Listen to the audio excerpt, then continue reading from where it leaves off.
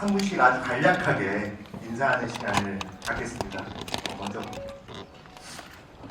반갑습니다. 저는 문을 여는 법 제작들 같은 배우 김양규입니다. 반갑습니다. 네,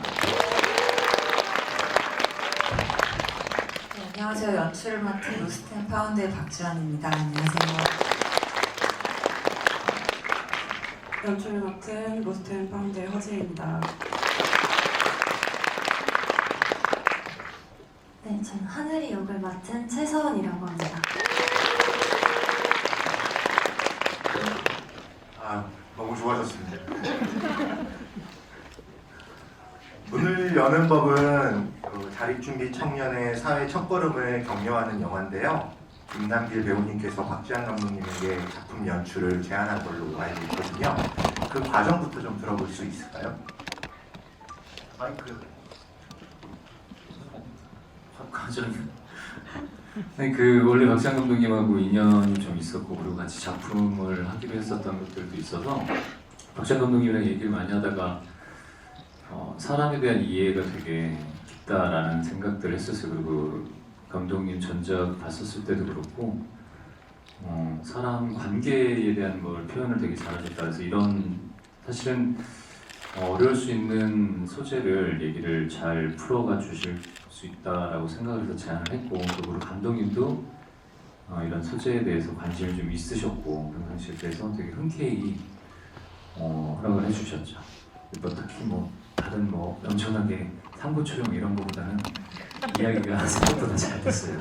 네. 뭐라고 얘기했길래 한 번에 이렇게 좀 승낙을 해주셨나요, 감독님?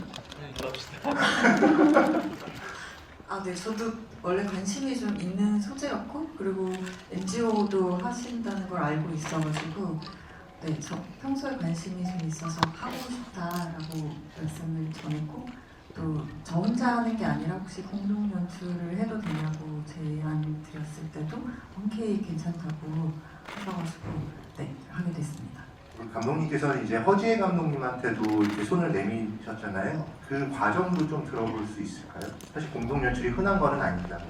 네, 사실 그때 너무 하고 싶은데 제가 마감이 있는 일을 조금 앞두고 있어가지고 혼자 그걸 다 해낼 수 있을까 좀 걱정을 하면서 있었는데 우연히 이제 허지혜 감독님이 여성감독 네트워크 운영진으로 계신데 인터뷰를 하게 됐고 사실 그때 처음 만나서 한 6시간을 떠들고 헤어진 다음에 그냥 그 다음날 저 혼자 그리고 감독님 영화를 좀 보고 이 사람 되게 마음에 드는데 하고 생각했다. 그 다음날 그냥 공동 연출을 하고 이 사람이랑 하고 싶다. 그래서 말씀을 드리고 허락을 받아서 그냥 만나자고 해서 바로 혹시 이런 게 있는데 같이 하실래요? 라고 했고 제가 하루 이틀 좀 생각해 보시라고 너무 처음 만난 사이니까 그랬는데 거기서 그냥 바로 인터뷰를 해가지고 약간 오해가 있는 건가 막 이렇게 했지만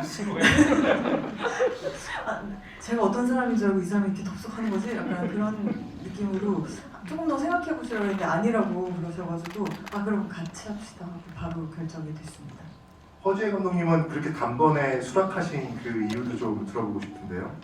근데 애초에 그 인터뷰를 시작할 때 이미 너무 팬심을 가지고 제가 이제 좀 인터뷰를 했던 거라 이미 감독님이랑 그 대화가 너무 즐거웠고 그리고 사실 그 시점에 제가 거절할 수 있는 이유가 좀 너무 없었어요. 하고 있는 일도 사실 없었고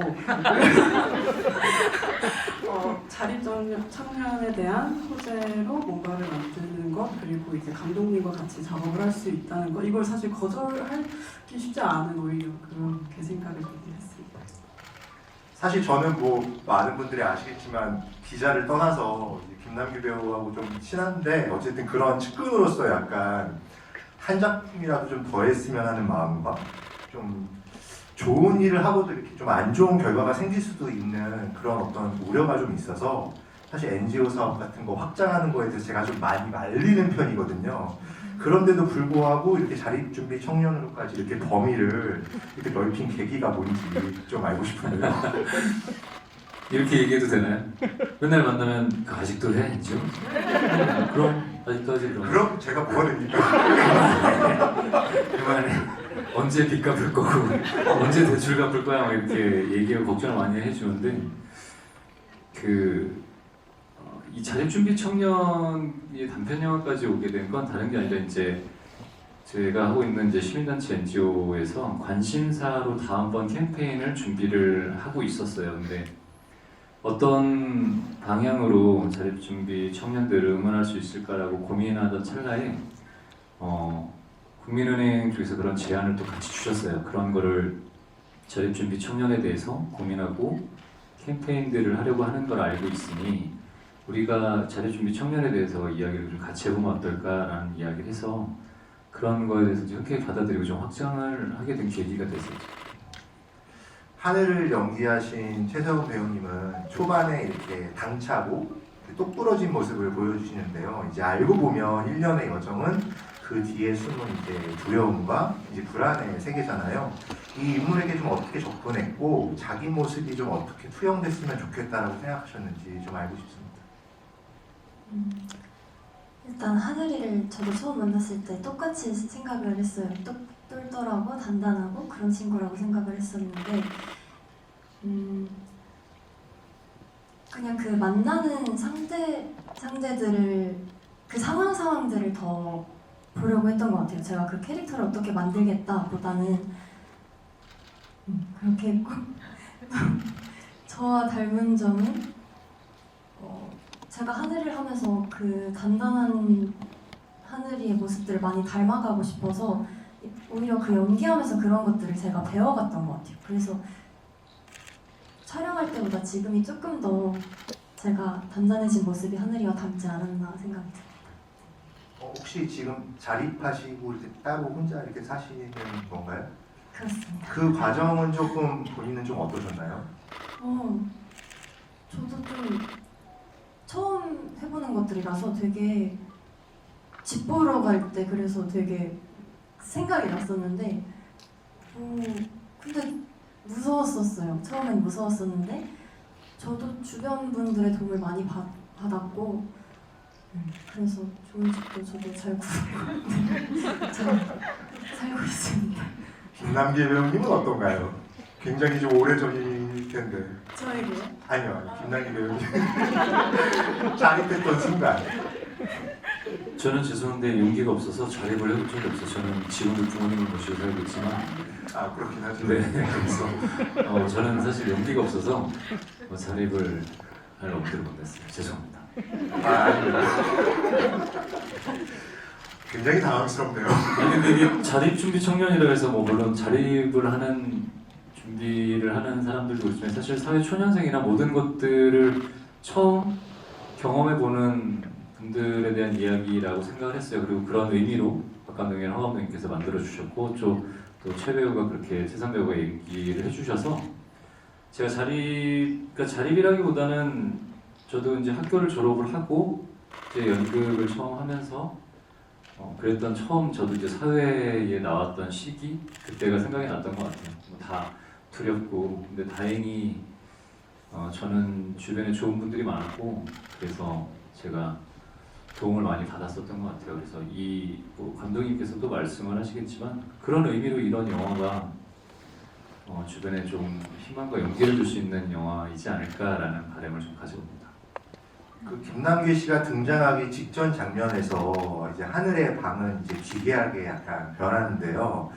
문 형태가 이제 기울어져서인지 벽이 이렇게 약간 둔각처럼 보이기도 하던데 문고리도 그림으로 바뀌기도 하고요. 그 시나리오 이렇게 보니까 빈센트 반 고흐의 고흐의 방을 모티브로 삼았다고 이렇게 써 있는 구절을 제가 봤거든요. 왜 그거를 이렇게 좀 택했는지 좀 알고 싶더라고요.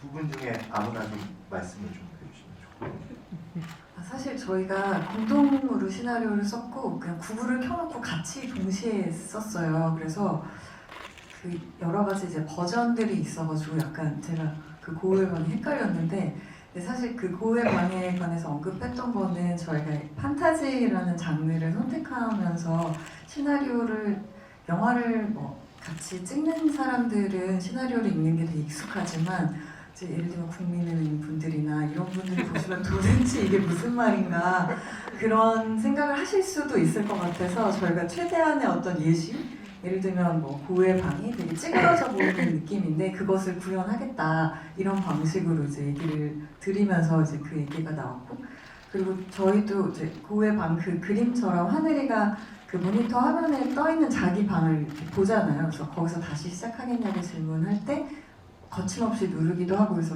그런 식으로 좀 형상화하는 방식을 시나리오에 많이 써뒀던 것 같습니다. 제가 좀 오해를 했었네요. 저는 사실 되게 심오한 의도가 있다라고 생각을 좀 했거든요. 원래 이제 고우의 방이 있던 그 집 이름이 노란 집이라는 이제 이름이 있어서 그게 되게 재밌는 포인트라고 좀 생각을 또 했고, 그 파리 생활에 지쳤던 고우가 밝은 하늘을 보고 싶어서 이렇게 이사한 집으로 알고 있거든요. 그래서 좀 하늘과 좀 맞닿아 있지 않을까라는 생각을 했는데 저의 착각이었네요. 꿈보다 해몽이 더. 근데 이제 흥미롭게도 하늘의 방이 이렇게 좁아지는 와중에도 창가에 햇빛이 이렇게 계속 들어오더라고요. 그러니까 손에 이렇게 잡히지는 않지만 이제 고난과 시련 속에서도 이렇게 따스한 온기를 불어넣고 싶다는 두 감독님의 의도이지 않을까라는 생각이 들었는데 좀 어떻게 생각하시는지 알고 싶습니다. 이 방의 모든 게 다 사라지고 그 다음에도 어떤 이 빛이 이렇게 뭔가 디자인이 되면 어떨까라고 그때 조명 감독님이 한번 제안을 해주셨는데, 그때 원래 있던 그 창틀의 뭔가 그 모양이라든지 하늘이가 되게 좋아하던 그 창문이 이제 그 집이 너무 무서워진 순간에 되게 감옥 창살처럼 뭔가 보였으면 어떠냐, 그러니까 이런 여러 가지 좋은 의견들이 있었어요. 그래서 그 의견을 좀 수렴하는 과정에서 집이 뭔가 다 없어졌는데 바닥에는 그 빛이 묻어있고 약간 이런 게 너무 잘 맞을 것 같아서 하늘의 감정하고, 그래서 그렇게 했던 걸로 기억합니다. 그 햇빛을 이제 온전히 맡고 있는 인물이 김남길 배우님이라는 점이 좀 재미있었는데요. 어떻게 보면 좋은 어른의 필요성을 전하려는 두 감독님의 의도로 약간 좀 읽히더라고요. 김남길 배우님은 그런 상징성을 약간 부여받는 차원에서 약간 좀 부담되시지는 않으신지 좀 알고 싶은데요. 그런 의미였나요? 진짜 조명이 등에만 이렇게 비춰지던데요? 그게 아니라 왜냐면 저는 그런 의미였으면 다시 했었을 텐데 그렇게 진짜 그 두 분의 그런 생각에 제가 깊게 따라하지 못해서 죄송하고요. 그런 얘기 해주셨는데 사실은 저는 그렇게 빛을 받아서 하고 하는 연기를 했다라기보다는 그 하늘이의 입장에서 좀 커져 있는 철수가 이제 하늘을 찾아왔었을 때 조금 동료가 없고 그렇게 그 위험에 처한 상황에서 좀 당황스러운 상황에서 이야기를 조금 해주는 정도의 역할을 생각을 했었어요. 그래서 어떤 가이드를 제시해줄 수 있는 그 정도로 생각을 해서 연기를 했는데 이게 등에 그런 거였으면 저는 제가 잘못 생각했네요. 죄송합니다. 아니 저는 근데 고규필 배우님하고 너무 대조적이어가지고 더 그렇게 느껴진 것도 있는 것 같아요. 아무래도 고깃들 배우. 나쁜 어른이잖아요. 아니 사실 어른이라기보다는 제가 생각했었을 때 그 연기를 할 때는 어른이라기보다는 어른이 된 철수이기는 하나 아직도 그 하늘이의 어릴 때에 만났던 철수로 생각을 하고 있었거든요. 잘못 연기했나요? 아니 제가 어떻게 그런 거를 최성훈 배우님께서는 실제 이제 영화 밖에서 김남기 배우님이 선배이기도 하고 같은 이제 회사이기도 한데 실제로 본인이 보시기에는 좋은 어른이라고 좀 보시는지도 좀 어려운 질문이지만 여쭤보고 싶은데요. 근데 너무 저한테 많이 도움을 주셨어요. 일단 처음 뵀을 때 회사 처음 신년 회식 2월달에 그런 걸 했었는데 그때 제가 되게 학교 졸업 공연도 이제 막 시작하면서 되게 혼자 힘들어했을 때고 그와 동시에 이제 어떻게 연기 연습을 어떻게 해야 하는 거지? 정말 그냥 어떻게 하고 계시지가 너무 궁금해서 처음 된 건 아니고 이제 두 번째 만남이었는데 그때 그냥 붙잡고 1시간 동안 막 여쭤봤단 말이에요. 제 고민을 막 토로하면서. 근데 진짜 너무 진심으로 들어주셨어요 그때. 그러면서 잘 얘기를 해주셨어요. 그 대답을 결국 일단 너의 인생을 행복하게 살아라라고 하셨어요. 연기가 어쨌든 너가 연기하는 거고 너가 행복해야 너의 연기도 행복한 만큼 잘 할 거니까 그런 식으로 되게 잘 1시간 동안 제 상담을 해주셨는데 기억이 안 나시네요. 저 혹시 그때 많이 취했었나요? 술을 잘 안 드시면서 안 드셨었어요. 근데 너무 감동했었었는데 저만 네, 저도 그런 마음이에요. 네, 그래서 되게 너무 좋은 어른이십니다. 아니 이게 오해하실 수 있는데 좋은 어른이 뭔지 저는 잘 몰라요 사실. 그리고 이게 이제 나이를 먹었다고 해서 그냥 단순하게 어른이 아니라 좋은 어른이기보다는 감독님들도 이제 그런 것들 투영해서 이 영화를 만들어 주지만 좋은 사람이 뭔지에 대한 고민들은 계속 하고 사는 것 같아요. 이게 내가 어른이라고 생각하지만 제가 지금 부모님을 모시고 산다고 말씀드렸잖아요. 제가 집에 가면 아직도 그냥 아들 아니면 진짜 철없는 아들 그냥 어디 같이 다니기 손잡고 다니기 창피한 아들이거든요. 근데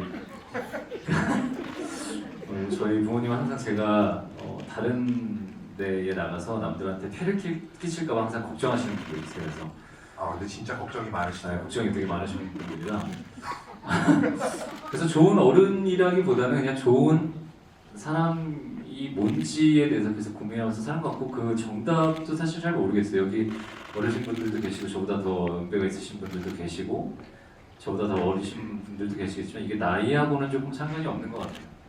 그래서 아까 질문에 대해서 좋은 어른이냐라고 생각하는데 뭐 물론 좋은 선배일 수는 있을 것 같아요. 근데 최서원 배우가 더 저보다 맞는 거나 옳은 것들도 있고 또 제가 옳거나 맞는 것들도 있어서 좋은 어른이라기보다는 그냥 좋은 동료였다라는 게 대답이 되지 않을까 싶어요. 물론 후배 입장에서 이제 질문을 하면 그렇게 대답을 할 수밖에 없겠지만 그 아까 조언했다는 이제 그 행복하게 이제 해야 된다. 그럼 행복하신가요? 그 연기하시면서? 네, 저는 어느 순간부터는 잘 되는 거 뭔가 잘 된 거? 저희 이 일을 하다 보면 잘 되고 선택을 받아야 넥스트가 있을 수 있어서 근데 이게 잘 되는 것보다 그냥 제가 연기를 할 수 있다라는 거에 항상 감사하게 생각하려고 해요. 지금도 그렇고 그게 저는 현장에서 많은 위안을 얻고 힐링을 받고 힘을 얻는 스타일이라서 제가 지금 촬영한 열혈사전도 계속 방송을 하고 있고 그리고 또 제가 본의 아니게 제작을 하고 촬영에도 참여한 문을 여는 법이라는 좋은 취지를 갖고 있는 좋은 영화라고 개인적으로 생각하지만 이게 숫자적인 걸 떠나서 그래서 저는 지금도 이렇게 감독님들과 또 이 추운 날 여기 이렇게 문을 여는 법을 관심을 많이 가져주시고 또 이렇게 봐주러 오신 이렇게 진짜 저는 꽉 차서 정말 놀랐거든요. 너무 이 자리를 빌어서 너무 감사드리고 지금 너무 행복해. 근데 저 진짜 놀랐어요. 여기 처음 들어와서 머뭇거렸잖아요. 이거 너무 큰 거예요. 진짜 깜짝 놀랐어요.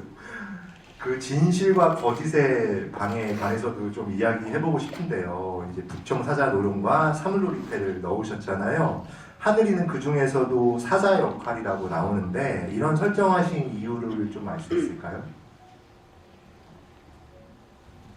같이 이제 시나리오를 쓰면서 뭐랄까 어쨌든 자립 청년들을 다루는 얘기지만 뭔가 판타지라는 장르로 영화적인 재미를 주는 것이 사실 저희한테 거의 비등비등한 목표 중에 하나여가지고 사람들이 예측 못하는 어떤 것들을 계속 해보고 싶었고 그게 너무 시나리오 쓰면 재미있었어요. 그래서 막 이런저런 얘기들 하고 새로운 장소들 약간 그런 것들을 찾다가 하늘이가 어쩔 수 없이 그만둬야 했던 학창 시절의 무언가와 제 깜짝 놀랄 만큼 어떤 뭐 북청사자 노름 같은 새로운 것들을 좀 도입해 보고 싶어서 루스트 앤 파운드까지는 아마 하늘이는 내가 애쓰면 집을 찾을 수 있을 거라고 생각했었을 것 같은데 너무 뜻밖의 이유로 막 거짓말쟁이라고 오해를 받고 거기까지 끌려와서는 어떤 면에서 하늘의 무의식이라고 해야 될까요? 과거들을 좀 맞닥뜨리면서 그때 하지 못한 얘기나 혹은 후회하는 어떤 지점들을 보여줄 수 있으면 좋겠다라고 생각해서 했고, 사실 북청사자는 왜 시작했는지 잘 기억이 안 나는데 저희가 사실 세차장에서 알바하는 것 정도를 정해뒀었고, 그 북청사자의 털이 세차장에 이제 소울하고 되게 비슷하다고 생각이 들어서 막 얘기를 나누다가 그럼 북청사자를 해보자라고 해가지고 그런 식으로 시나리오를 계속 저희끼리 재밌어 하면서 쓰면서 나온 설정에 가깝습니다. 네. 그러니까 저같이 약간 의도를 계속 의심하면서 보는 사람들은 아무래도 이제 사자의 탈을 쓰니까 아무도 이 하늘의 어떤 관심이 보이지가 잘 않아서 더 이렇게 좀 속으로 외롭고 좀 힘들어하지 않았을까라는 약간 그런 생각을 또 저는 또 하게 되더라고요.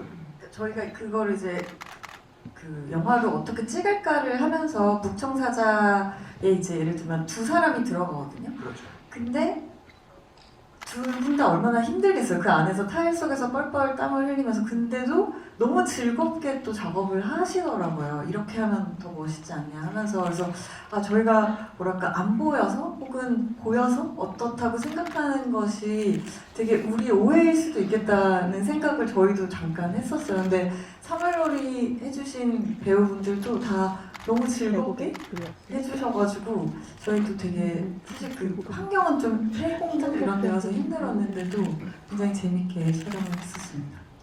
이 씬에서 하늘과 영희는 이제 충돌하는데요. 복화술을 통해서 하늘의 그 진심이 이렇게 나오는 만큼 직설적인 말들이 이렇게 오고 가잖아요. 그래서 최성원 배우님께는 어떻게 하면 더더욱 하늘을 이해하는 포인트가 아니었을까라는 생각이 좀 들었는데 좀 어떠셨나요? 영희 부분에서 처음으로 제가 좀 제 속마음을 확 드러내게 되는 장면이었던 것 같은데, 그래서 그걸 시작으로 하늘이가 좀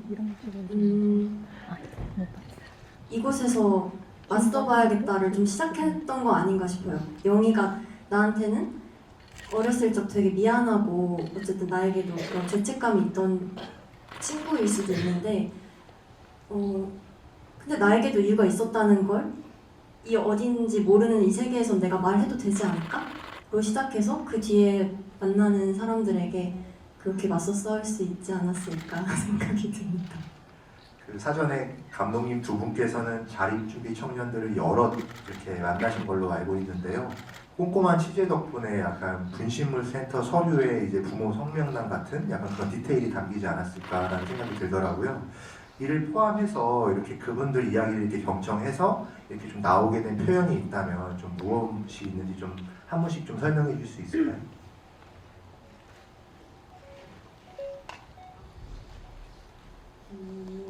지금 그 분실물 센터가 어떻게 보였으면 좋겠나 하고 고민했을 때 너무 그 증명해야 되는 거, 내가 뭔가 어떻게 보면 보편적으로 사람들이 이게 디폴트라고 생각하면 당연히 부모가 있을 거라고 생각해서 내미는 그런 서류들을 그분들이 어쨌든 살아가는 동안에 경험을 어떻게든 하시더라고요.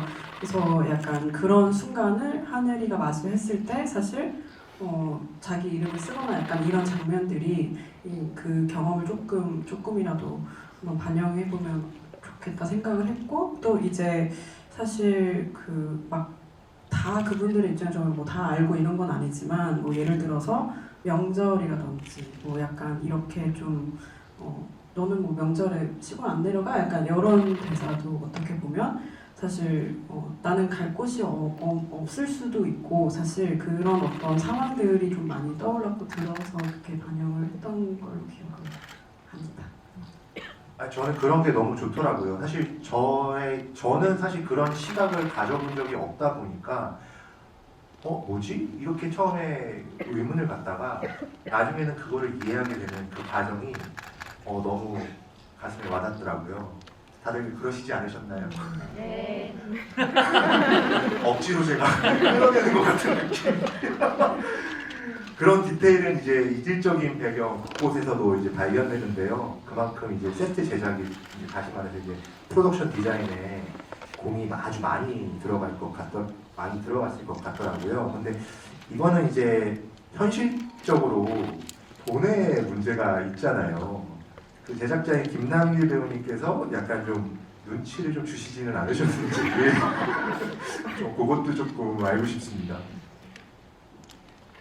일단 전혀 그런 거는 구애를 받지는 않았고요. 오히려 그냥 하고 싶은 대로 하게 그냥 냅뒀어요. 그래서 이렇게 했었어서 가도 될까? 해도 계속 오케이 이렇게 돼가지고 사실은 저희의 목표 중에 하나는 판타지 영화지만 CG를 많이 안 쓰고 최대한 아날로그적인 걸 해보자라는 의도였고 그걸 하려고 하니까 정말 세트나 이런 거에 대한 비용들이 꽤 있었는데 이제 제가 전에 찍었던 내가 죽던 날에 안지혜 미술 감독님한테 제가 그냥 시나리오 막 보냈어요. 그래서 혹시 이런 거 관심 있으세요? 하면서 근데 워낙 판타지라는 장르가 상업씬에서는 잘 만들어지지 않아서 오히려 스태프들은 그거에 또 매력을 좀 느꼈던 것 같기도 해요. 이 취지가 너무 좋은 영화기도 하지만 아 그래? 약간 이상한데 재밌겠다 약간 이런 느낌이었고 안지혜 미술 감독님이 아 이런 얘기죠? 하고 가지고 오면은 우리가 생각했던 것보다 더 좋아서 그런 생각이었어요 하면서 아, 이게 맞습니다 하고 그렇게 개발을 했더니 각 스태프들도 다 자기가 해석한 방식의 의견들을 내고 그러다 보니까 점점 더 약간 단추로 그린 스프 뭐 이런 것처럼 생각이 더해져서 이런 것들이 생기지 않았나 네 그렇게 생각합니다. 그래서 제작자는 아무 터치는 없으셨습니다. 네. 허재 감독님 얘기도 들어보고 싶어요. 저는 사실 그 전에 작품들이 다 되게 초저예산 영화만 해봤다가 사실 너무 신났어요. 상대적으로 블록버스터요. 네, 너무 블록버스터. 이렇게 썼는데 다 하게 해주네. 이런 어떤 되게 신남을 가지고 했고, 정말 모든 스태프들이 어떻게 보면 감독님이랑 저랑 같이 이런 특정서자 했을 때도 사실 까여도 뭐 어쩔 수 없지 뭐 약간 이렇게 생각하고 쓴 거지만 다 그럼 누구를 섭외하면 된다고 네네 약간 이런 식으로 뭐 월터의 상상을 현실된다 약간 그것처럼 상상하던 게 다 되게 너무 신났었어요. 그래서 세트를 가거나 약간 다 하면 너무 좋다 이렇게 생각하면서 했어서 너무 즐거운 작업이었어요. 창작자의 꿈을 현실로 이뤄주시는 김남길 배우님은 제작을 좀 직접 해보시니까 좀 어떠셨는지 좀 말씀해 주셔야 될 것 같아요. 아니 일단 제가 모르겠어요. 여러 제작이라는 말이 좀 아직은 어색하긴 한데 좋은 제작자의 방향이 몇 가지가 있거든요. 이것도 또 한 가지로 정해져 있는 건 아니지만 제가 생각하기에 좋은 제작자는 감독님이 이미 자립준비 청년에 대한 인지를 하고 계시고 거기에 그런 관심도 있으셨고 또 허 감독님도 단편 영화들을 많이 찍으셔서 단편 영화를 어떻게 찍어야 되는지 어떤 메시지를 전달해야 되는지 다 알고 계시는 분이에요. 근데 이게 제작자는 사실은 뭐 이렇게 찍어라 저렇게 찍어라가 아니라 할 수 있는 예산 안에서 잘 표현할 수 있게끔 그냥 뒤에서 지원을 하는 게 좋은 제작자라고 생각을 했고요. 그리고 그랬는데 사실은 진짜 세트장에 촬영하러 갔었을 때 좀 놀라긴 했어요. 이게 정말 세트가 움직이는 것들 이런 걸 구현했었을 때 사실 뒤로 얼마 들었지? 얼마 뭐 이렇게 얘기하긴 했는데 또 그리고 상업 영화나 상업적인 부분들을 이제 작업을 많이 하시던 분들도 계시고 근데 이 문을 여는 법이라는 영화의 취지에 대해서 너무 잘 받아들여 주시고 왜냐면 그들도 사실 초년생이었던 시기가 다 있었던 거라 되게 지금 이제 감독님께서 이런 영화 있는데 되게 재밌어요 재밌겠다 이렇게 해보자라고 하는 거를 얘기를 이렇게 하셨지만 사실은 그분들도 감독님도 마찬가지고 배우도 마찬가지지만 예산적인 것들에 비해서 너무 많이 협조를 잘 해주셨고 그리고 예전에 제가 저 영화 처음에 데뷔했었을 때 후회하지 않아 라는 영화를 데뷔했을 때 그때도 조금 예산이 크면 기본적으로 한 60억에서 80억이 드는 영화를 만들 시기였어요. 근데 저희가 그때 필름 시대였을 때 저희가 디지털로 1억을 가지고 찍었었던 영화거든요. 근데 되게 그 성소수자에 대한 작품이기도 했고 그때는 지금보다 더 인식이 낯설을 때였었는데 영화 관계자분들이나 감독님들 또 배우분들 선배님들 만나면 해주신 얘기가 영화는 돈으로 만드는 게 아니더라 라는 이야기를 해주셨어요. 그래서 다른 요즘은 더 많은 것들이 비싸져서 더 큰 예산들로 영화가 만들어지고 드라마가 제작이 되지만 이것도 사실 어떻게 보면 아까 허감독이 되게 감사하게 너무 좋았어요, 블록버스터였어요 라고 얘기를 해주셔서 너무 감사하지만 이 금액, 이 액수로도 충분히 이것도 저희 입장에서는 되게 크게 잘 활용했다고 생각을 하고 그렇게 또 잘 참여해주신 감독님, 배우, 다른 배우분들 또 이 스태프분들한테 너무 감사드리고 이 자리를 빌어서 고규필 배우에게 굉장히 바쁘거든요, 고규필 배우가. 근데 이런 취지를 듣고 또 참여를 해주셔서 너무 감사드립니다. 또 하실 생각도 있으신가요? 네, 저는 앞으로 계속 제작을 해 나갈 생각입니다. 아니. 와, 이게 아니라. 네, 열심히 하겠습니다. 한지덕 대표님한테 옮은 것 같아. 네, 그렇죠. 개인적으로 좀 저 궁금한 점도 하나 좀 여쭤보고 싶은데요. 시나리오에서는 크레파스로 그려진 작은 문과 크레파스로 그려진 노란새로 이야기가 끝나는데요. 영화에서는 크레파스로 그려진 노란새를 강조하기보다 실제 같은 문에 이렇게 좀 주안점을 두셨더라고요. 좀 이유를 좀 알 수 있을까요? 네, 저희가 노란새를 그리는 장면도 촬영은 했었는데요. 뭐랄까 이미 너무 하늘이의 모험을 길게 관객들이 봤고 하늘이의 심정 같은 것을 이미 받아들이셨기 때문에 하늘이가 뭔가 도약하는 것을 더 보고 싶으실 것 같다. 그래서 저희도 뭐랄까 그 문이 열리는 그 하늘 역할의 최서원 배우의 눈빛이 이렇게 있거든요. 그게 되게 마음에 들어가지고 그렇다면 그냥 문을 열고 나가서 방에서 노란새를 보여주자라고 얘기를 해서 촬영을 하고 이제 편집을 해봤더니 역시 그렇게 빨리 나가는 것이 더 좋겠다라고 판단을 해서 그렇게 했습니다. 감독님께서는 최서원 배우의 이렇게 같이 촬영하시면서 좀 어떤 점이 조금 굉장히 돋보였다라고 생각하시는지도 좀 알고 싶습니다. 사실 저희가 이제 미팅을 하기 전에는 저희도 사실 하늘이를 그냥 막 쓴 거기 때문에 어떤 배우가 와서 이 역할을 하게 될까 했는데 사실 저희가 미팅 끝나고 이제 허 감독님이랑도 얘기했지만 그냥 거기 앉아있는 최서원 배우가 너무 하늘이 같았어요. 그래서 얘기를 나누고 그리고 판타지 영화에 대한 관심과 이해도 높았고 선호도도 있고 그리고 자립 청년에 대한 호감도도 있고 그리고 사실 저는 진짜 대문자 튀어가지고 그 시나리오를 본다면 되게 감수성이 풍부한 분이어서 오히려 뭐랄까 제가 채우지 못한 행간들을 서원 배우의 감수성으로 뭔가 이렇게 채워주셨다는 느낌을 저는 개인적으로 받았고 그래서 되게 잘 어울리는 사람이고 그리고 어떤 면에서 첫 주인공이고 30분이 짧다면 짧지만 되게 긴 영화인데 한 씬도 빼놓지 않고 나오고 이 영화의 톤을 다 정하는 사람이라고 저희는 생각을 했거든요. 그래서 그리고 계속 새로운 사람들을 만나고 그 중에는 뭐 김남기 배우처럼 본인보다 까마득하게 선배인 분들도 계시고 그럼에도 불구하고 단 한 번도 기가 눌린 적이 없었고 그냥 뭐랄까 그 세트에 사는 사람처럼 그 세트의 주인인 것처럼 너무 이렇게 뭐랄까 아까 단단하다고 표현하셨는데 그 지점에 저희가 많이 기댔던 부분도 있었던 것 같습니다. 반대로 최서원 배우님은 좀 두 감독님들의 그러니까 사실 되게 막막했을 것 같아요. 처음에는 이렇게 긴 호흡을 혼자서 다 끌고 가야 되다 보니까 그런 부분에서 감독님들한테 기대는 부분들도 좀 없지 않아 있었을 것 같은데 좀 어떻게 조금 해결해 나가셨는지도 알고 싶습니다.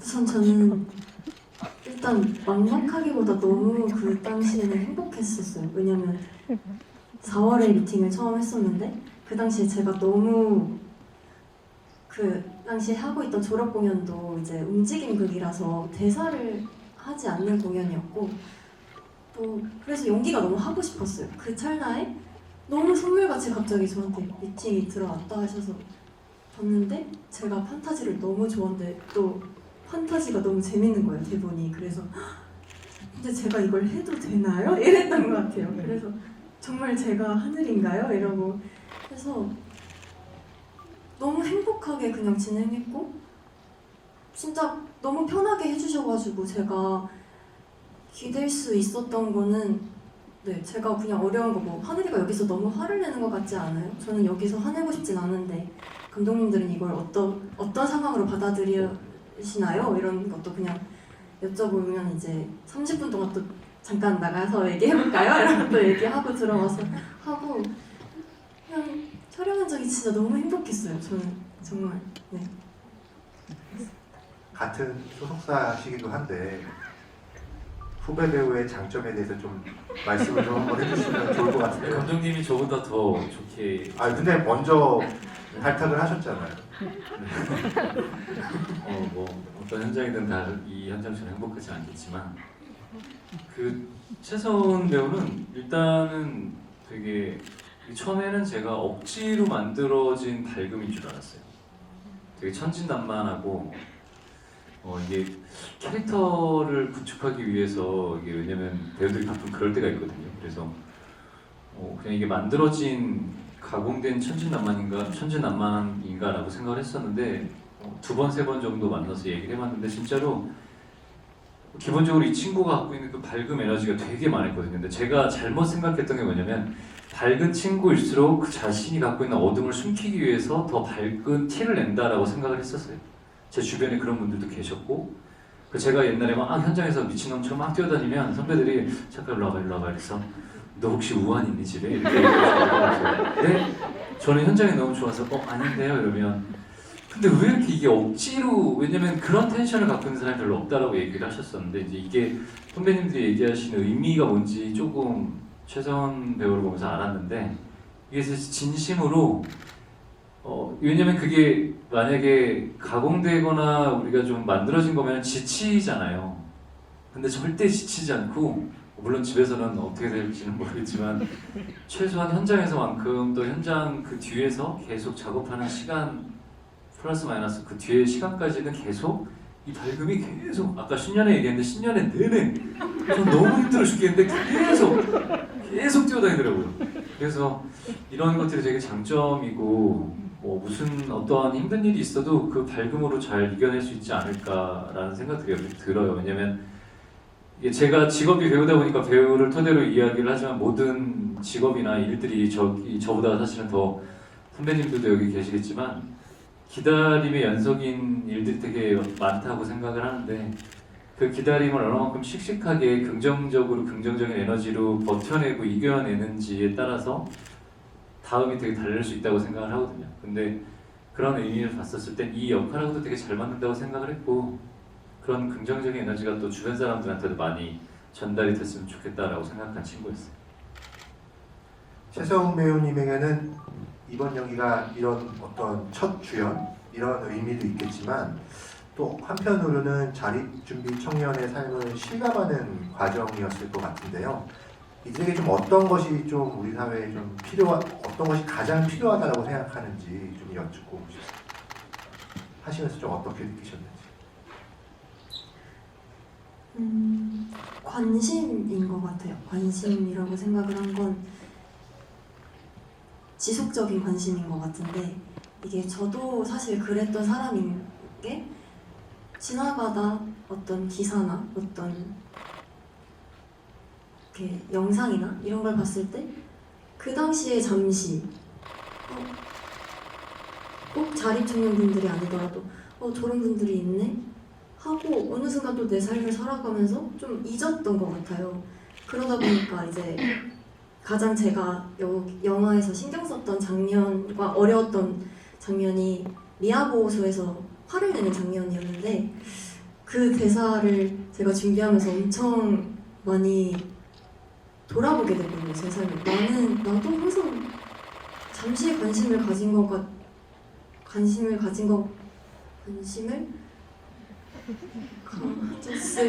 가졌으면서 네, 나도 똑같은 사람인데 그래 이 대사를 계속하면서 좀 관심을 가질 거면 지속적으로 가지면서 좀 더 이분들에게 어떤 걸 내가 해줄 수 있는가? 그걸 근데 저한테 여쭤보신 거잖아요. 그렇게 생각이 들어서 관심이라고 생각을 했던 것 같아요. 모든 일의 시작은 다 관심이니까 네, 그게 제일 필요하다라고 제가 받아들이면 될 것 같습니다. 네. 감독님들께서는 다 이렇게 만나보시고 또 만드시기도 했으니까 조금 더 다른 시각으로 조금 뭐가 더 필요할 것 같다는 생각을 다르게 조금 하실 것 같은데 감독님들 의견을 좀 한번 얘기를 들어볼 수 있을까요? 두 분 다 좀. 사실 더 많이 만나뵐 수 있었으면 좋았을 텐데 사실 저희 작업 기간도 그렇고 사실 이제 만나볼 수 있는 분들의 한계도 사실 있었어요. 근데 그 돌봄 어머님들 만났을 때가 사실 제일 기억에 많이 남는데 마지막에 좀 못 참고 제가 여쭤봤거든요. 그 뭐가 필요하다고 느끼시는지. 근데 정말 1초도 고민 안 하시고 좋은 어른 한 명 있으면 되는 것 같다고 하셨던 그게 마음이 좀 많이 남았어요. 물론 영화에 그렇게 썩 좋은 어른이 많이 나오진 않지만 여기 계신데 왜? 아니 그게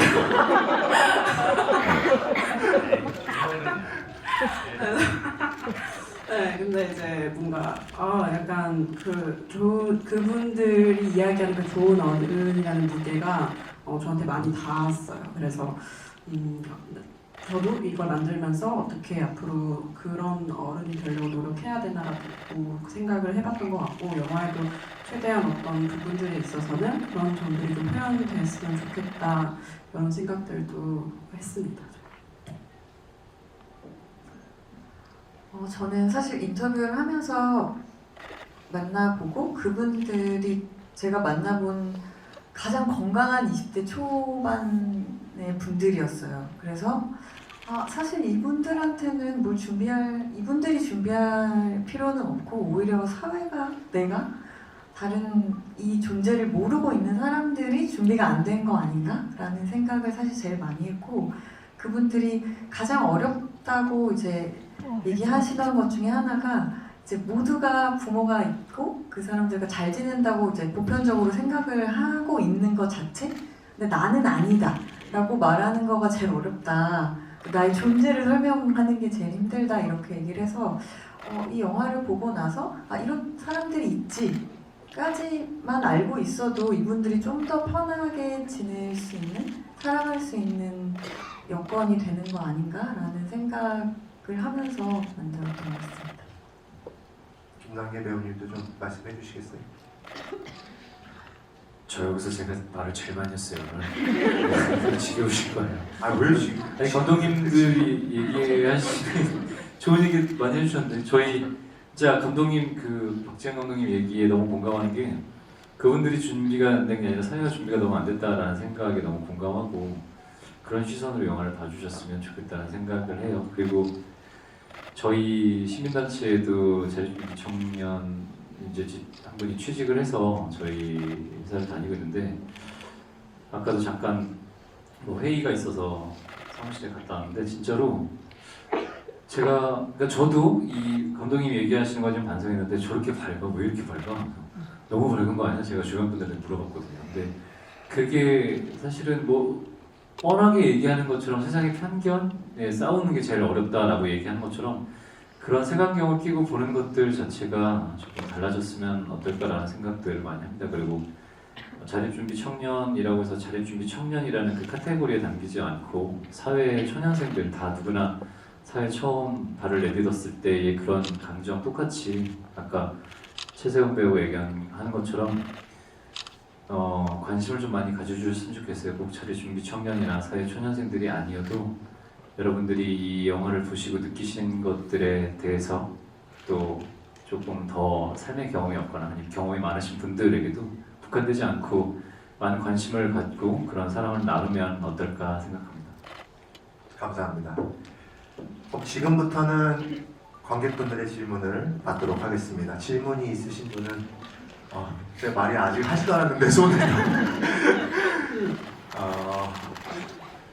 제가 고르면 조금 이런 거 선택 장애가 있어서 뭐 한번 손을 지금 들어주시겠어요? 그럼?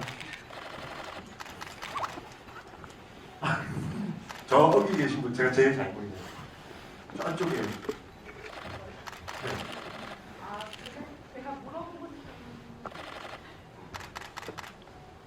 제가 물어보고 싶은 저는 그 옆이었는데. 아니 그냥 해주세요. 해주시고 옆에 해주세요. 그래서 그 부동산 업자 역할로 나오셨던 분은 과연 선한 분인지에 대해서 그 기획자분들께 물어보고 싶었어요. 그분들이 나중에 로스트 앤 파운드에 1인 2역을 해주셨는데 심소영 배우님이 해주셨는데요. 저희가 부동산 중개인분을 이제 설정한 이유는 어쨌든 집을 구해야 됐을 때 이분들이 사회에 나와서 제일 처음 마주치는 어른이라고 일단 생각을 했고, 그리고 그분들이 꼭 나쁘다 좋다 이렇게 하는 게 아니라 어쨌든 그 정도의 예산으로 구할 수 있는 집을 선택하는 그 조건 자체가 사실은 되게 어떻게 보면 되게 가혹하기도 하고, 그 돈이 어떤 사람들한테 되게 많이 준다라고 얘기할 수도 있겠지만 사실 막상 영화에 나오는 것처럼 하늘이가 뭐 쓸데없는 걸 사지 않거든요. 근데 그럼에도 불구하고 훅훅 사라지는 돈이어서 하늘이가 이 사람이 뭐 소개를 받고 갔겠지만 그럼에도 불구하고 이 사람을 믿어도 될까? 내가 바보처럼 난 정말 똘똘하게 집을 구하고 싶은데 혹시 이 사람이 날 속이는 건 아닐까? 라고 하는 어떤 그 불안들을 표현하고 싶어서 이분이 어떨 때는 좋은 어른처럼 보였다가 어떤 때는 로스트 앤 파운드에서는 친절하지만 바른 말을 해서 하늘이를 괴롭히는 사람이기도 하고, 네, 그래서 약간 더 모호하게 표현하기를 원했고, 그래서 심수영 배우님이 잘 해주셨던 것 같습니다. 네, 그럼 제가 아까 옆에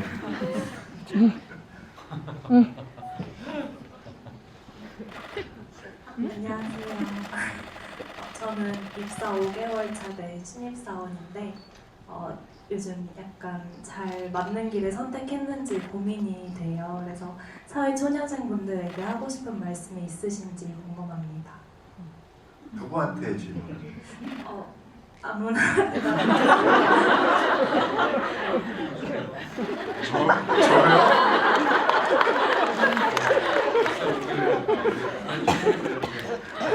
얼마나 혹독한 세상인지 얘기해 주세요.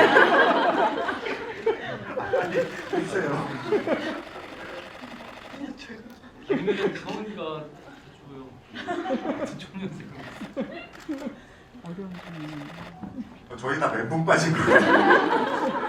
사실 죄송한데 제 입장에서 얘기하면 저희도 비슷한, 이게 저도 연기를 오래 하고 있지만 사회초년생 같은 느낌으로 살아서 이게 뭘 어떤 조언을 해드려야 될지 정확하게, 왜냐면 다니는 회사가 어떤 회사고 뭐 직장 위에 상사가 있거나 동료들 간에 무슨 문제가 있거나 이런 디테일하게 얘기를 해주시면 좀 거기에 대해서 디테일하게 대답을 드릴 텐데, 그냥 그런 것 같아요.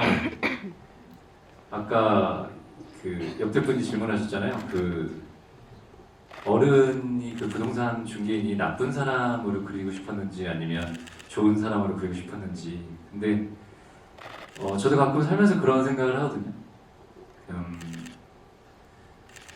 내가 좋은 사람이 아직 되지 못해서 제가 항상 그런 핑계를 대는데, 본인이 다른 것보다 뭐 성과적인 거, 뭐 사회에서 얼마만큼의 일을 해서 돈을 얼마만큼 벌고 이런 것도 물론 중요하지만, 제가 생각하기에 중요한 건 본인이 얼마만큼, 아까 최서원 배우한테 얘기한 것처럼 얼마만큼 행복한지가 중요한 것 같아요.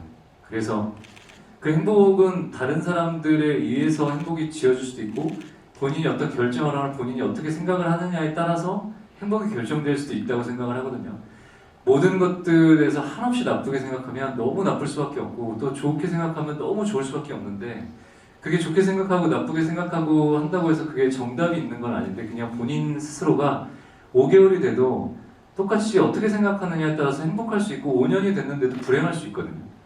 그래서 저는 지금 질문하신 분이 그 기준적인 자체에 대해서 본인이 잘 아시겠지만 본인 스스로가 제일 행복한 순간 그리고 직장에서 모든 것들을 다 행복을 다 얻으려고 하면 힘들 것 같다는 생각이 들어요. 저도 제가 아까 현장에서 모든 행복을 얻어간다고 얘기하지만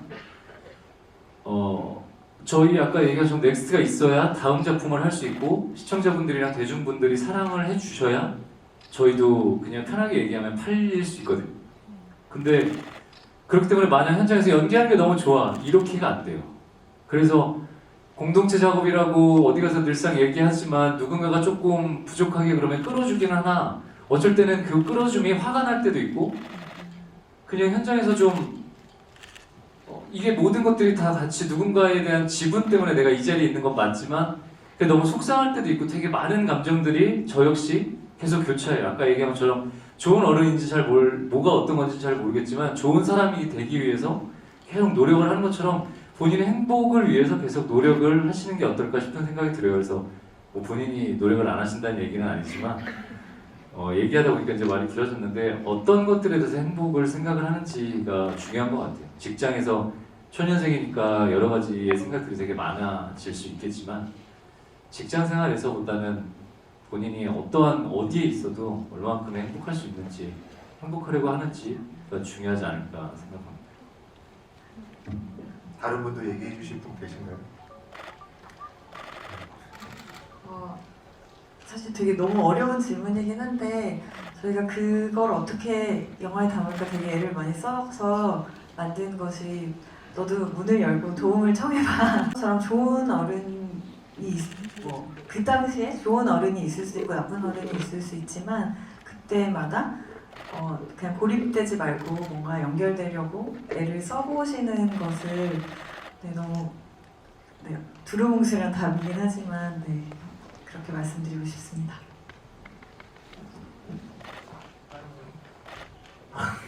근데 사실 저는 영화를 연기를 하면서 제일 저한테 위로가 됐던 게 뭘까를 끝나고 생각해봤을 때 너 스스로 문을 그려봐가 저한테 가장 힘이 됐던 것 같아요. 저라는 최서원이란 사람에게. 그래서 문이 없고 그러면 내가 나를 좀 더 믿어보고 그 문을 열고 나갔으면 그 문을 만든 나를 좀 더 믿어도 되지 않을까라는 생각이 최근에 이제 5월에 찍고 11월에 개봉을 하면서 영화를 보면서 내가 이 영화에서 저런 말들에 참 위로를 많이 받았구나를 많이 생각하게 됐어요. 그래서 저는 요즘 저를 믿어주는 연습을 많이 하고 있는 것 같아요. 그래서 좀 긍정적으로 생각하시라는 거죠. 자신은 더 5개월이든 하든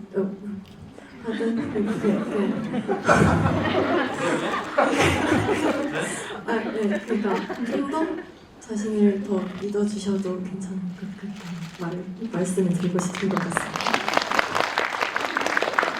대기실에서 엄청 긴장하시더라고요. 근데 저는 그냥 간단하게 말씀드리면 진짜 내가 지금 행복했구나라고 생각한 적이 한 번도 없어요, 사실. 근데 며칠 지나면 그때 되게 행복했구나 이게 되게 늦게 오더라고요. 그러니까 지금 순간이 행복한지는 모르겠지만 나중에 다 알게 되는 것 같아요. 그러니까 지금 순간에 충실하는 게 제일 중요한 게 아닐까 그런 생각을 해봤습니다. 다음 질문하실 분 이쪽 했으니까 저 맨 끝에 두 분 중에 가위바위보를 해가지고 저 맨 끝에요. 네. 네네 그분 얘기 저분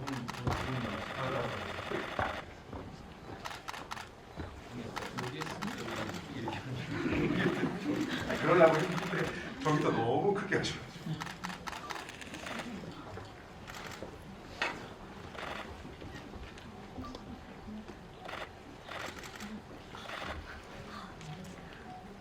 안녕하세요. 제가 한국어를 잘 못해서 죄송합니다. 제가 남길 오빠에게 질문이 있어서 우리도 지금 남길 오빠 때문에 한국에 왔어요. 그래서 우리 지금 혼자 한국에 살고 있어요. 그래서 이 영화를 보고 너무 울었어요.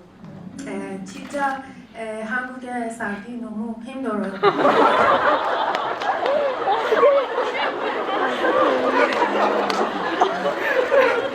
가족 없으면 그리고 어머도 없으면 진짜 힘들어요. 그래서 근데 남길 오빠에게 이 고민이 언제 그리고 어떻게 이 고민이 생겼는지 궁금해요. 감사합니다. 말씀. 그러니까 이 고민이 어떻게 생겼는지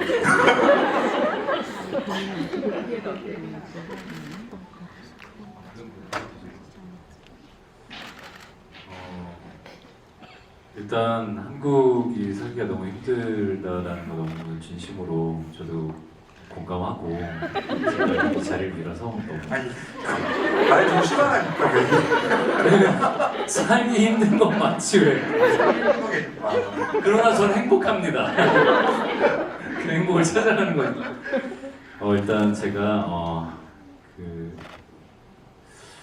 일단 저기 국회로 찾아가서 문제에 대해서 심도 깊게 이 안건에 대해서 얘기를 좀 할 수 있도록 제가 열심히 한번 해보겠습니다. 이 자료준비 청년에 대한 건 사실 자립준비 청년이라는 그 워딩을 알고 시작한 건 아니에요. 제가 예전에 그냥 저희 스타일리스트 사무실을 갔는데 연립주택 같은 데의 사무실을 얻은 연립주택이라고 그래야 되나? 한 층에 이렇게 한 4가구씩 있고 맞죠? 그렇게. 근데 거기 들어갔는데 너무 그렇게 비싸지도 않았는데 그때 제가 생각하기에 450이었나에 50이었어요 월세가. 근데 왜냐면 그게 강남 쪽이었는데 와 되게 좋다라고 했었는데 거기에서 이제 왔다 갔다 하는 친구들을 좀 보면서 그 한 집에 방이 2개가 있었고 거실이 하나에 화장실이 하나가 있었어요. 근데 그냥 막연하게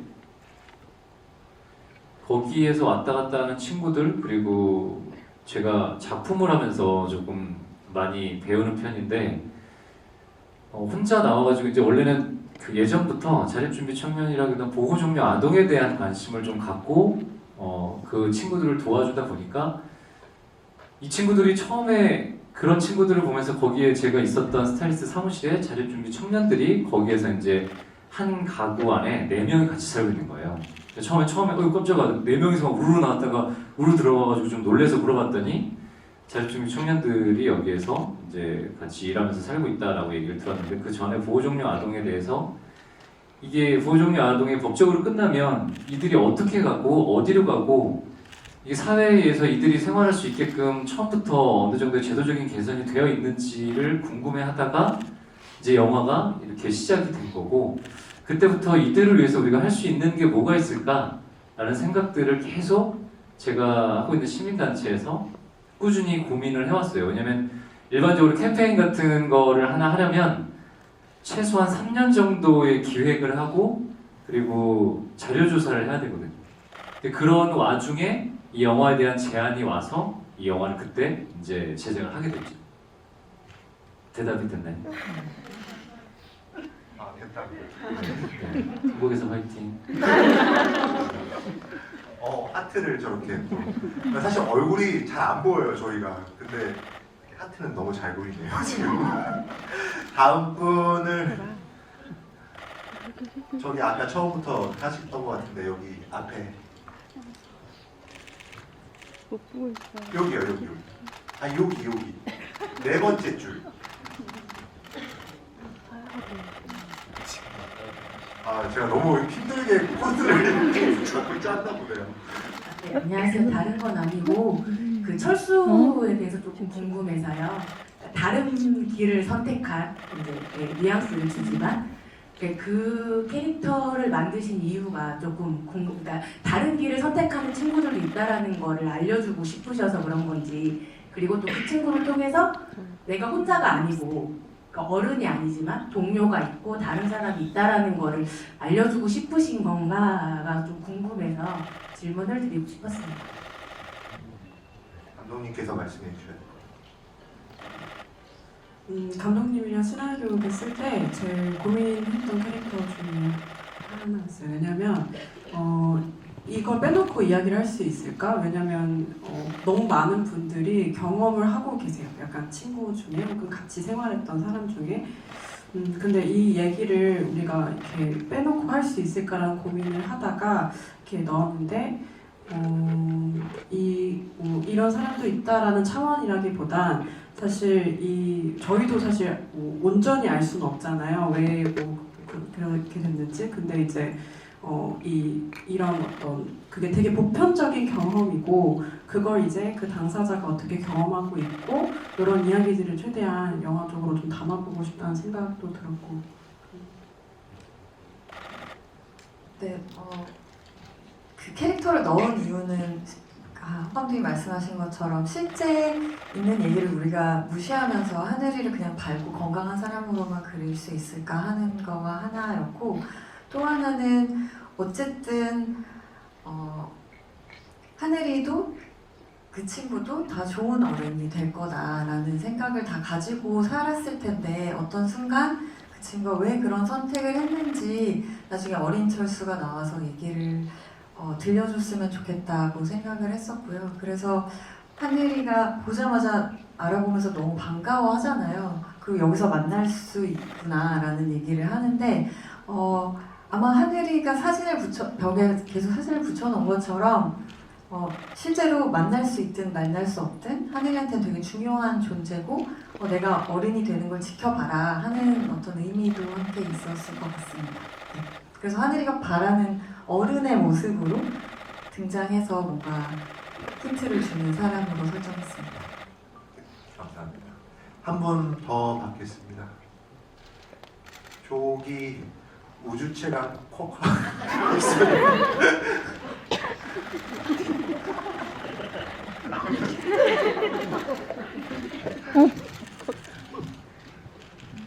안녕하세요. 저는 배우님들 두 분께 질문이 있는데요. 각자 맡으신 배역에 대해서 배역과 본인의 싱크로율과 가장 기억에 남는 대사 하나씩 말해주셨으면 좋겠습니다. 최사원 배우부터. 네. 저는 싱크로 지금으로 따지면 90% 정도 되는 것 같고요.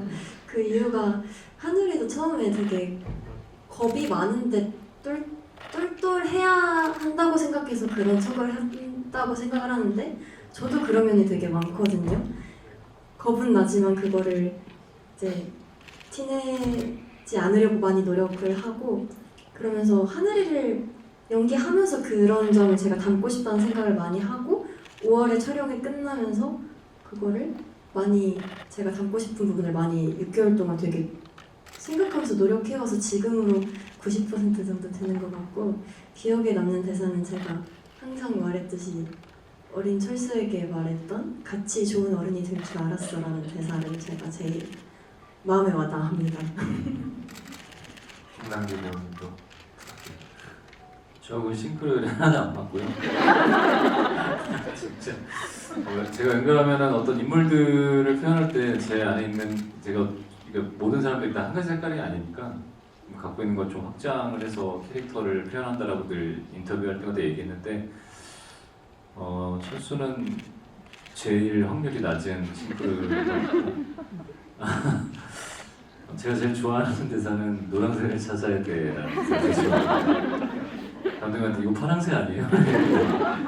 그게 어떤 여러 가지 복합적인 의미가 있는 대사라고 생각을 했어요. 저는 아까 지금 이 감독님이랑 배우분들이 다 얘기했었던 동료가 될 수도 있고 방법이 될 수도 있고 문이 될 수도 있고 행복을 찾는 부분도 될 수 있고 그게 집일 수도 있고 그래서 노란색을 찾아야 내가 되게 막연하게 얘기한 거지만 디테일하고 명확하지 않은 노란색을 얘기해줘서 제가 그 대사 칠 때 사실 고민이 엄청 많았거든요. 이걸 어떻게 쳐야 되나 관객분들이 이 노란색을 찾아야 되라는 얘기를 듣고 어떻게 반응을 하실지에 대한 고민들이 좀 있었어서 그 대사 칠 때 고민이 많았던 것만큼 그 대사가 가장 기억에 남는 대사지 않을까 싶어요.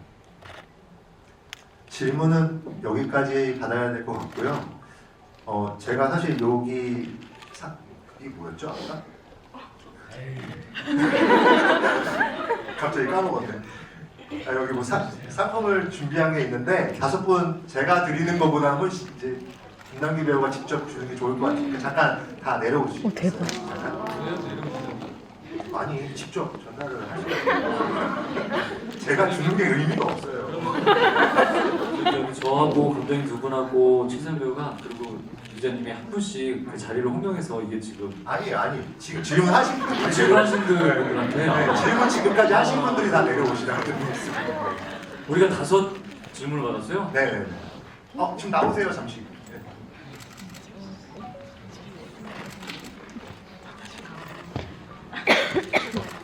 이거 동생들 잠깐만 일어나세요. 아니 그래도 내가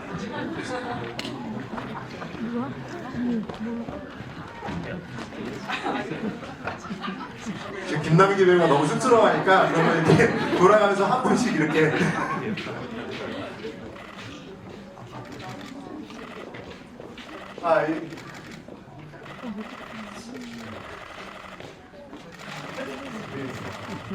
아니 이건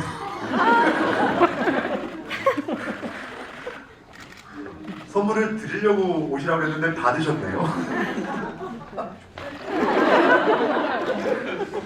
좀 이따 좀. 이분 올라가시면 되나요? 네 올라가시면 됩니다 이제. 제가 원래 끝나고 드리려고 했는데 제가 드리는 건 좀 의미가 없을 것 같아서 잠깐 내려와 달라고 말씀을 좀 드렸습니다. 역시 센스.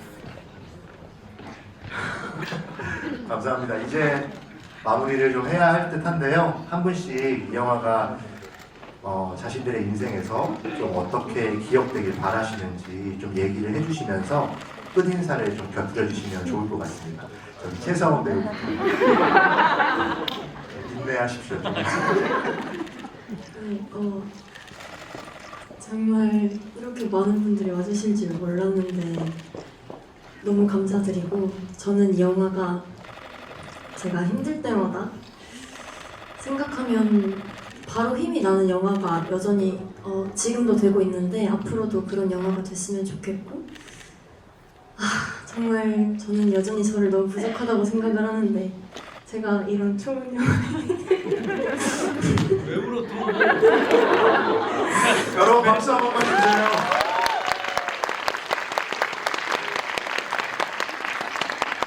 손수건이나 이런 거좀 없나요?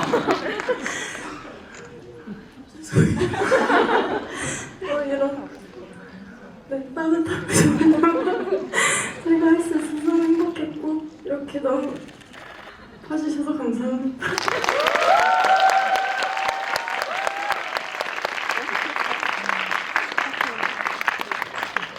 언제 가서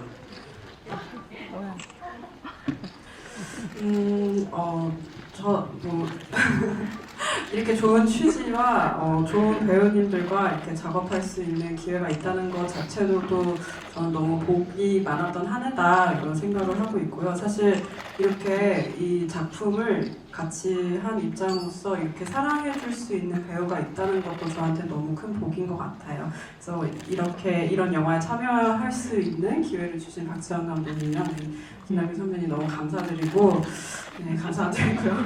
마지막에 이제 얘기할 기회가 없는 것 같아서 네 감사드리고 영화 뭐 이 극장에 트는 동안 많은 분들이 이렇게 영화 봐줄 수 있다는 그런 후기들도 너무 감사하게 보고 있는데 매일매일 감동 받으면서 살고 있어요. 그래서 영화 사랑해 주셔서 너무 감사드리고 오늘도 이렇게 추운 날 극장에 와주셔서 정말 감사합니다.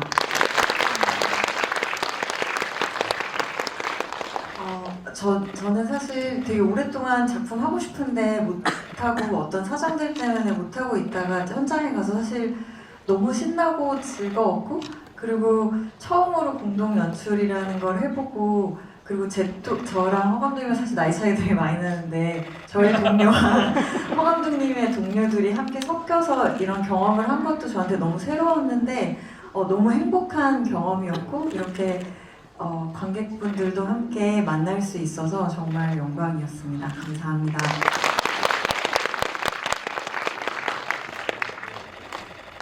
제가 사실은 크게 할 얘기라기보다는 일단 오늘 영화가 이렇게 극장에서 상영될 수 있게 신경 써주신 롯데 시네마 관계자분들도 우리 여기 이정길 기자님 너무 감사드리고 무엇보다 이 영화를 정말로 좋은 영화 제작하기 정말 잘했다라는 생각이 들 정도로 잘 만들어주신 두 감독님 그리고 하늘이로서 정말로 이 영화에 누구보다 애정을 갖고 잘 표현해준 최서원 배우한테 너무 감사드리고 여러분들이 영화 이렇게 사랑해주신 것만큼 또 영화 많은 분들이 더 보시고 힘을 내셨으면 좋겠어요. 그래서 이제 올해 곧 이제 12월인데 이 영화 마무리도 잘하시고 힘을 내셔서 내년에 또 더 힘찬 한 해 되셨으면 좋겠습니다. 새해 복 많이 받으시고 건강하세요.